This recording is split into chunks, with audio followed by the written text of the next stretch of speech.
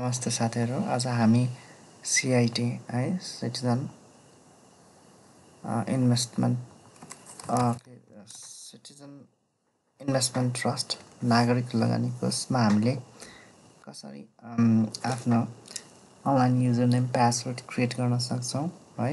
यो चाहिँ हाम्रो फेरि केवाइसी अपडेट होइन नभएर कस्टमरको पनि म्यान्डेटरी पहिले फर्स्ट प्रोसेस हो, फर्स्ट स्टेप हो। सो त्यसको लागि हामी कहाँ जान सक्छौँ?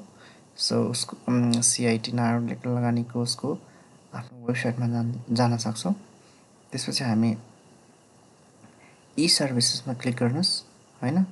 अनि यहाँनिर हामी रजिस्टर फर ई सर्भिस गर्नुहोस् है। त्यसपछि हामीले हेर्दै गरेको चाहिँ हामीले इन्डिभिजुअल है, पर्सनलबाट हो है, संस्थागत हिसाबमा होइन, पर्सनलको लागि हो, आफ्नो व्यक्तिगत हिसाबले बनाउन खोजेको हो है। सो त्यसको लागि चाहिँ पर्सनल लगइन हामीले चुज गर्नुपर्छ है। ओके, त्यसपछि हामीले प्रोसिड गर्नु। यसमा आफ्नो नाम लेख्नुहोस् होइन। अब आफ्नो नाम लेख्नुहोस्, मैले मेरो नाम लेखेँ होइन। अब आफ्नो इमेल एड्रेस दिनुहोस्, यसमा इमेल एड्रेस भर्नुहोस् होइन। अनि त्यसपछि यो कम्पलसरी छैन, यो नम्बर नभए पनि हुन्छ, मोबाइल नम्बर राख्नुहोस्। त्यसपछि हाम्रो यहाँनिर चाहिँ के छ भन्दाखेरि यसै ब्राउज गर्नुहोस् यो ब्राउजर बटनमा। अनि आफ्नो कुन सर्भिस कुन अन्तर्गत कुन प्रोडक्ट हो, कुन यसमा भनौँ न कोष अन्तर्गत पर्छ त्यसमा आफ्नो छान्नुहोस् है। अब हजुर टिचर हुनुहुन्छ, टिचरमा छान्नुहोस् होइन। सो यदि जनरली सामान्यतया प्राइभेट कम्पनीहरूको अथवा अरू कुनै कम्पनीहरूको चाहिँ यो इएससी यो नत्र हजुरले आफ्नो अफिसमा बुझ्नु भयो भने हुन्छ होइन। अब कुन फन्डमा चाहिँ हाम्रो कुन प्रोडक्ट लिएर चाहिँ हाम्रो रजिस्टर गरिएको हो भनेर जनरली चाहिँ अब आफ्नो सबै लगभग क्लियर नै हुन्छ होइन। नागरिक पेन्सन योजना, निजामती बिमा कोष होइन, कुन हो त होइन। सपोज फर इक्जाम्पल अब यसमा चाहिँ अब हजुर यो कर्मचारी बचत वृद्धि अवकाश कोष भन्नेमा पर्ने इएससी रिटायरमेन्ट पछिको फन्डमा हुनेछ होइन। अवकाश कोषमा पऱ्यो भने यसमा यसलाई यसरी डबल क्लिक गर्नुहोस्, यसरी यो बस्छ। अनि यो यसमा चाहिँ हेर्नु है, एउटा चाहिँ यहाँ भनिएको पनि छ होइन।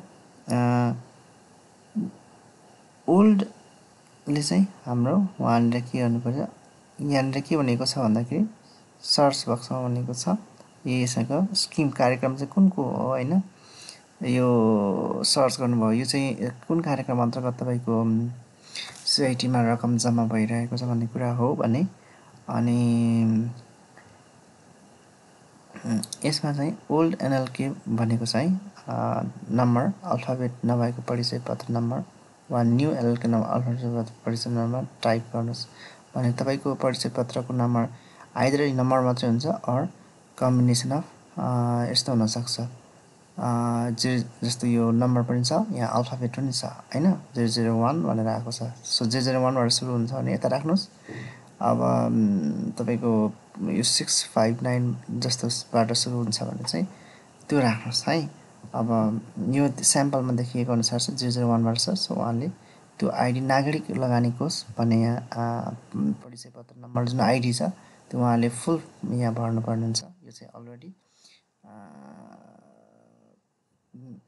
यो चाहिँ अलरेडी कार्ड बनिसकेको अवस्थाको है। पछि यो चाहिँ जस्ट अनलाइनको लागि चाहिँ कार्ड बनाउने प्रोसेस चाहिँ यहाँ अहिले डिस्कस गरेको छैन। सो जस्ट अनलाइन बनाउने युजर नेम, सो त्यो भर्नुहोस् होइन, 001 आफ्नो भर्नुहोस्।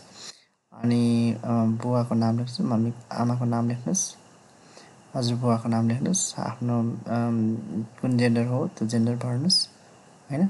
डेट अफ बर्थ होइन बिएस विक्रम सम्बन्धमा छ, म सुरुमा इयर। यदि यहाँलाई थाहा छैन भने चाहिँ इङ्ग्लिस डेटमा त थाहा छ भने इङ्ग्लिसलाई नेपालीमा डेट कन्भर्ट गर्नुहोस्, यो पाइन्छ है।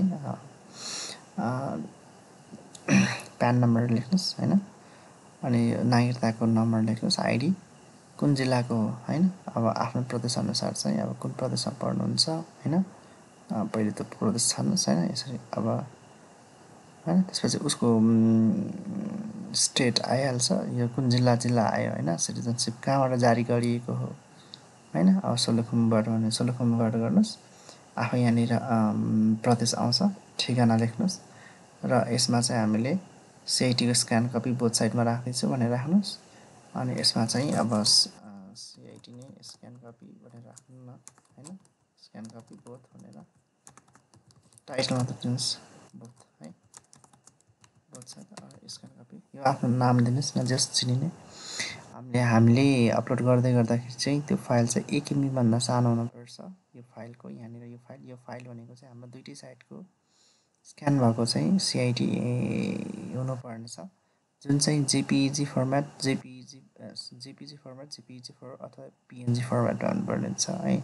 फर इक्जाम्पल कस्तो छ भन्दाखेरि तपाईँले कुनै एउटा सिआइटी कस्तो फाइल तपाईँले डाउनलोड गर्नुभयो, यसको प्रपर्टिजमा गएर हेर्नुभयो भने यसरी पिएनजी लेखेको छ भने इट्स ओके होइन, यो मध्येमा कुनै एउटा भए पनि भयो होइन। अब के छ भन्दाखेरि अब तर त्यसको साइज हेर्नुहोस् होइन, साइज हेर्न पनि त्यहीँ हेर्नुहोस्, प्रपर्टिजमा जानुहोस् होइन, सो डिटेल्समा जानुहोस्। ओके यहाँ पनि छ होला कतातिर, ओके 3.75 MB हामीलाई यो बडी साइज भयो है, 3.5, सो बडी साइज भयो। अब यसलाई घटाउने चाहिँ गर्नुहोस् होइन, लेस देन वान के अरे 1 MB को साइज बनाउनुहोस्। यो जति पनि पाइन्छ अनलाइन टुलहरू लेस देन 1 MB भनेर गर्नुभयो भने चाहिँ अब ओके पिडिएफमा होइन, हामी जस्ट लेस देन 1 MB हाम्रोमा पिएनजी छ होइन। अनि सो यो गर्नुहोस् multiple site search no problem है, अनि त्यसलाई छान्नुहोस् यसरी सिआइटी होइन। सो यसमा चाहिँ यो गर्नु भएपछि अनि यसलाई जसरी भए पनि यसलाई गर्नुहोस् के अरे डाउनलोड जिप गर्नुहोस् है, डाउनलोड जिप गर्नुभयो भने चाहिँ।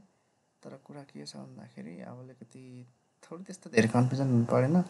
कतिपय यो अपरेटिङ सिस्टम यो अब विन्डोजहरूमा त्यो भर्जन अनुसार चाहिँ अब बाई डिफल्ट एक्सट्र्याक्ट गर्न पनि दिन्छ यो फाइलहरू, छैन भने यो 7 जिप चाहिँ राख्नुहोस् है, 7 जिप इन्स्टल गर्नुहोस् आफ्नो कम्प्युटरमा। यस्तो गर्न मिल्यो 7 जिप डाउनलोड होइन, आफ्नो कम्प्युटरको आर्किटेक्चर अनुसार चाहिँ डाउनलोड गरेर 64 हो कि 32 भनेर, अब यहाँ 64 पनि छ 32 पनि छ होइन, कुन आर्किटेक्चर हो त्यो अनुसार चाहिँ आफूले डाउनलोड गर्नुहोस् होइन। अब कसो कम्प्युटर त कसो थाहा पाउनुहुन्छ भन्दाखेरि अब यसमा चाहिँ यसरी सेटिङ गर्नुभयो भने हुन्छ। कसैको चाहिँ यहाँनिर माई कम्प्युटरको लोगो देखाएको हुन्छ है, त्यहाँबाट पनि पक्नै जस्तो तपाईँलाई मैले जस्ट सिस्टम अब जस्तो भए पनि यो थोरै फरक हुनसक्छ होइन। System my system about okay अबाउटमा जानुभयो भने यहाँनिर हजुरको दिएको हुन्छ कि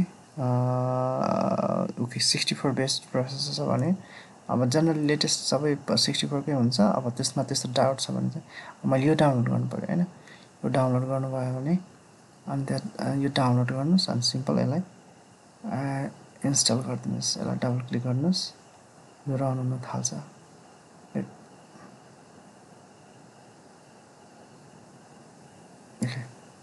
यो रन हुन्छ, यस गर्नुहोस् होइन, यस गर्नुहोस्, त्यसपछि इन्स्टल गर्नुहोस्, यो आफै भइहाल्छ, no problem don't worry about. त्यो राख्नु भएपछि मात्रै अनि के हुन्छ तपाईँको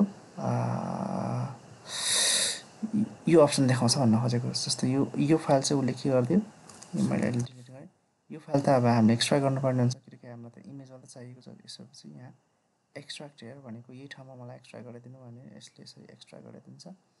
अब यो जुन छ नि यो चाहिँ अब हाम्रो यसमा लेखिदिनुहोस्, रिनेम गर्न सक्नुहुन्छ होइन, अलिकति सिआइटी भनेर राख्नुहुन्छ। अनि यो चाहिँ अब हाम्रो साइज हेर्नुहोस् है, अब यो चाहिँ के गर्नु साइज हेर्नुभयो भने लेस देन 1 MB को हुन्छ, 636 भइसक्यो। अब हामीले यो चाहिँ अपलोड गर्नुपर्ने हुन्छ, ठिक छ। यहाँनिर एड फाइलमा जानुहोस् अनि अहिले हाम्रो यो भित्र छ है, अनि यो यसलाई सेलेक्ट गर्नुहोस् र यसलाई अपलोड गर्नुहोस् यसरी, ठिक छ।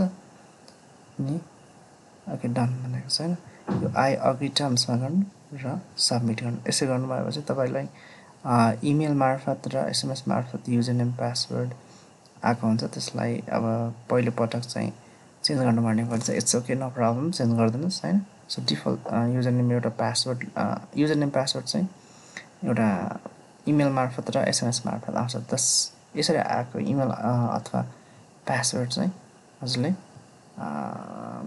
कुनै त्यो नै युजर नेम र पासवर्ड हुने हुन्छ हैन सो त्यतिखेर चाहिँ के छ भन्दाखेरि तपाईले अब त्यो चाहिँ युज गर्न मिल्छ हैन सो यो युजर नेम पासवर्ड बनिसकेपछि अब त्यो युजर नेम र पासवर्ड लिएर यहाँ लगइन गर्न सक्नुहुन्छ त्यसरी चाहिँ हामीले नागरिक लगानी कोषको युजर नेम पासवर्ड बनाउन सक्छौं घरबाटै है अब रहेको कुरा सेकेन्ड पार्टमा will discuss about how to update यो केवाइसी कसैले बायोमेट्रिक पनि भन्छ नो प्रब्लम एउटै कुरा हो है यसको अहिले एप भर्जनमा चाहिँ थोरै इन्फर्मेसन मात्रै आउँछ अहिलेलाई उहाँहरूले अपडेट गर्दै हुनुहुन्छ पछि डिटेल आउला अहिले लगइन गरेर हामी नेक्स्ट भिडियोमा पनि हेर्छौँ है हस् थ्याङ्क यू